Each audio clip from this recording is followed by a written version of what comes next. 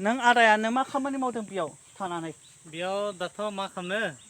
दा लकडाउनबो जानो हाबाय दा स्कुलफ्राबो बन्द नालाय दाथ' आरो आबाद मावनांगोन आरो नङाबा मैगं थाइगं बिराद दाम जासोबाय आरो मोनसे खोथा सेरेंनिफ्राय लाबोनाय बुस्थुफोरखौ दा जानो हायै बायदि जादों मानो होनोब्ला कर'ना भाइरासनि गोबां गोदोर मोनसे समस्या जाना दोङो ओंखायनो दायो आं सानबाय बे न'खरावनो बे बारियावनो जा जायगाफोर दङ बेयाव जेनेबा मैगं थाइगं गायनानै एसे माने इनकाम खालामनो नागिरदों आरो दाथ' आरो नोंथ' मास्टार मावो स्कुलालाय जखौनो जवाखै स्कुलखौथ' माथो बुंबावनो सरकारनि रुलफोरखौथ' मानिनांगोन दा सरकारा जा बाथ्राफोरखौ बुंगोन बेखौथ' जों मानिखानांगोन आरो जेबायदि समस्या जादों बे संसाराव बे माबायाव वर्ल्डआवनो दा ओंखायनो जों जेनेबा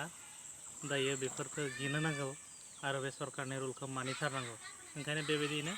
स्कुलखौबो बन्द' खालामना होदों दायो आरो जोंहा उपाय गैला जेबो राहा गैला जेब्लासिम सरकारा जे बेखौ खुलिनो बिथोन होआ जों जेबो खालामनो हानाय नङा जोङो दायो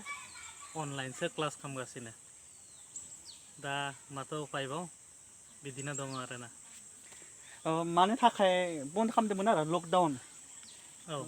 लकडाउननि थाखाय मानो बन्द जादोंमोन देलाय लकडाउन मानि थाखाय जादों होनब्ला मानसिफोरा ज' जानो हाया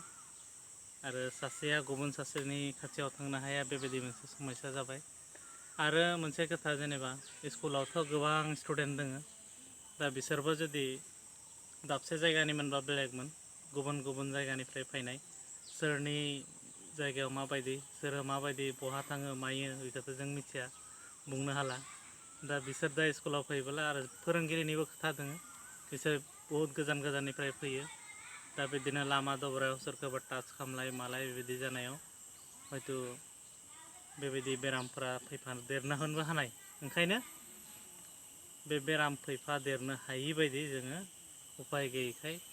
जोंनि प्राइभेट स्कुलब्लाबो जों बन्द' लाखिनो गोनां जाबाय आदाया बिराद बाथ्राखौ मोजां बुंनो हाबाय आरो खामानिबो मावदों नै जेबो सासेबो मानसिबो गैया बे हारसिं आदायानो हारसिं मावदों रावबो गैया बेफोर जायगायाव आदायासो हारसिंनो खामानि मावदों आरो नोंना बाजैयालाय माहा थांदों मा मावदों माथो बुंनो दा आरो बे लकडाउननि समाव जेबो इनकाम गैया नालाय स्कुलनिफ्राय जा गरसे गरनै मोनोमोन बेबो बन्द' जाना थाबाय दा आरो गावबागाव खामानियाव बेस्थ' जानो गोनां जाबाय बेबो गावनि खामानियाव थांबाय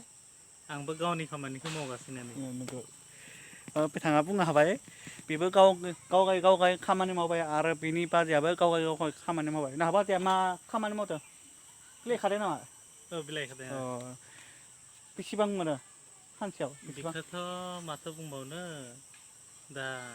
हाजिरा जेरै होयो बेफोरबायदिनोसै आरो बेखौ खिन्थानो हाला नोंहाथ' बेखौथ' आरो गावगायनि न'आव मावखादों नोंहाथ' आरो हाजिरा नङा गावगायनि न'खरावनो मावखादों नोंथ' आरो गावगायनि बारियानो मावबाय आरो गावगायनो फानगोन बेखौ फानगोन ना मैगंफोरखौ फाना बेखौथ' ओरैनो हायोबाथ' फानगोन फानदो आरो बेफोर थाइजाबा नों फानदो मा मा गायदों नोंलाय लाव गायदों नामा गोबां गायदों लाव देबा दोङो जागोन बेसर दोङो मुला मोजाङानो दोङो खबरालाय मोजाङानो जागोन दे सबाय दोङो फान्थाव दोङो आरो लोगोसे माबा दोङो मा होनगोन बेखौ गाजर हारि दोङो आरो लोगोसे धनिया दोङो दुन्दिया लोगोसे खुमब्रा दोङो गासिबो दङ औ बापारे माहाजोन फानलु जाथि दोङो माथो बहुत माहाजोन जाथि माथो आदाया बापारे फैसाखौनो माहा माहा जाबसो नोंलाय दाथ' माथो बुंनो जेब्ला बेफोरखौ फानगोन अब्लासो मिथिगोन फैसाखौलाय फैसाया गान्दु सिङावसो जाबना दोनदों ना बेंकआव दोनदों बेखौथ' दा बर्थमानथ' पकेटावनो थायो नंगौ दे होमबा दे दे थेंक इउ हामबायसै